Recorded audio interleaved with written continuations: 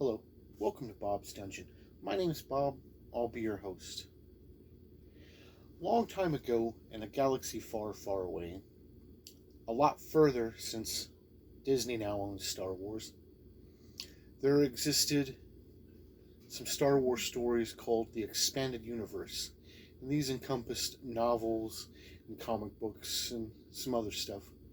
But after Disney took over, they said that none of the Expanded Universe counts, and it's referred to as legends, and there's been some that's tried to bury it.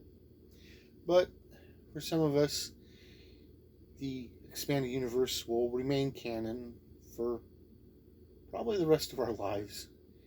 And the sequel trilogy is kind of like a fan fiction to us. But anyway, in this video we're going to continue our look at Jedi and kind of a celebration of Obi-Wan Kenobi finally getting his own TV show. And we're going to continue that look with the Jedi Academy Sourcebook.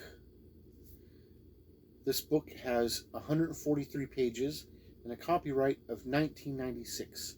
It was published by West End Games, and all of the artwork in this book is in black and white. And it's pretty good.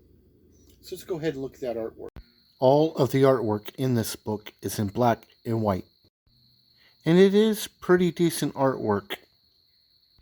And it's got that D6 feeling that can be found in all of the old D6 Star Wars role-playing books.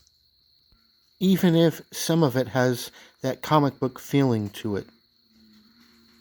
And I threw this in because who wouldn't want a ship that looks like this? To use this book, what you're going to need is, of course, a copy of this book and a copy of the core rulebook for the D6 Star Wars game. You also need as many six-sided dice as you can get your hands on. This book is pretty neat. It's a source book that allows you to play in a trilogy of books that were known as the Jedi Academy. The Jedi Academy trilogy books were written by Kevin J. Anderson, and it consists of 3 books, being Jedi Search, Dark Apprentice, and Champions of the Force. In the front of this book, it has a dedication to Brian Daley. Brian Daley was a science fiction author who passed away in 1996. He was one of my favorite authors. He wrote the original Han Solo trilogy in the late 70s, early 80s. He wrote a trilogy of books that told the adventures of Hobart Floyd and Alcrady Fitzhugh. He wrote the Gamma Law books, and under the pseudonym of Jack McKinney with James Luciano, they wrote the novel adaptations for the Robotech series. But let's focus with the Jedi Academy. This book has some pretty good information in it. It details the state of the New Republic at the time that the novels took place, and it gives you some of the key players and the politics going on. Mon Mothma, Admiral Akbar, so forth. And it has a chapter devoted to the Empire and their state, mostly focusing on the Imperials from a specialized installation called Moss Station, which was a space station placed curiously in this kind of dead zone in a black hole. It's real weird. It explains in the book. But they were placed there by Grand Moff Tarkin and with a bunch of scientists, and they were charged with building super weapons for the Empire.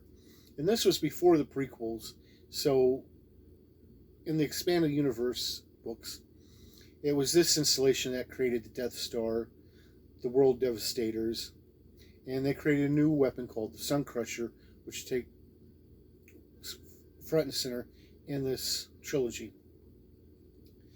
And It's kind of neat. It's led by a female admiral named Admiral Dala, and we'll talk about more about her in a minute. It's got a chapter devoted to the actual academy Luke puts together, and he puts his academy on Yavin 4, where the rebels had their base, which they launched their assault on the first Death Star from. And he builds his academy there in one of the temples, only to later find out that those temples were originally built by Sith. Kind of a bad move, but he didn't know at the time. And the books go through him searching for Force-sensitive people to come and learn at his academy.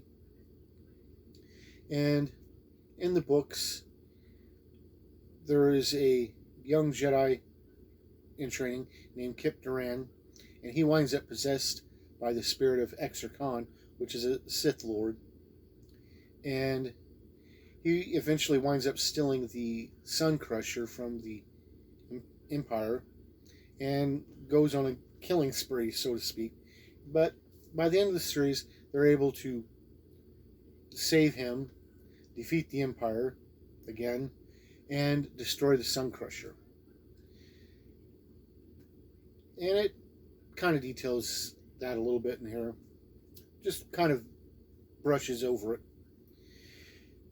This book has a chapter devoted to the Academy and tells how the Jedi train there and stuff.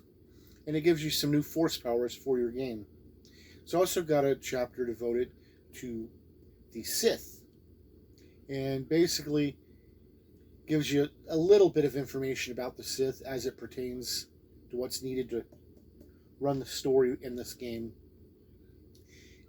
And as a result, it gives you some brand new Sith powers that you can add to your game. It's got a chapter on different places that are visited in the book. So you got some places from the Outer Rim listed here, what you can find there. It's got some details on the spice mines of Kessel, in case you ever wanted to send somebody to prison there. You got details for it in here.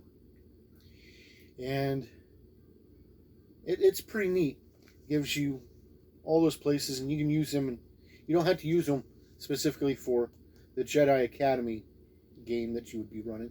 You could use the descriptions using those for other games that you would run. And it's got a chapter in here on equipment for the Jedi. New weapons, new vehicles, ships, robots, all kinds of stuff. It's got a chapter in here on creatures that appear in the 3 novels. And so that's pretty neat. You can include those in your game. And it's set up so that you could play characters that are running around while the events of the Jedi Academy trilogy are taking place. Or you can use the information in here to kind of run your own thing and so forth, which is really cool. It's got write-ups on all the students that Luke puts together for his academy. It's got write-ups for the people in the underworld that they have run-ins with. Write-ups for notable Imperials that are in the novels. All in all, it just goes through the Jedi Academy trilogy and gives you the information you need to run a game based around those 3 novels, or just use the information to expand your wealth of knowledge for the D6 Star Wars game. And that's pretty much it. It's just a source book with some information to run a series of novels. Which brings me to 3 questions. Would I play a character using the information from this source book? If I was going to play a Jedi, yeah. It's got some new Force powers, and that always helps out. There's just a few Force powers in the core book for the D6 Star Wars game, and anytime you can add more, it's a good thing. Would I use the information in this book in a game that I run? And yes, I would, and yes, I have. I've allowed players to pick the Force powers that are presented in this book in games I've run. Would I recommend this book?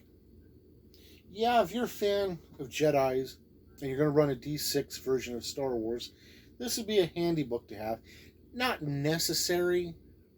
I mean, it's just a source book to help you run adventures based in the 3 novels that it's named after.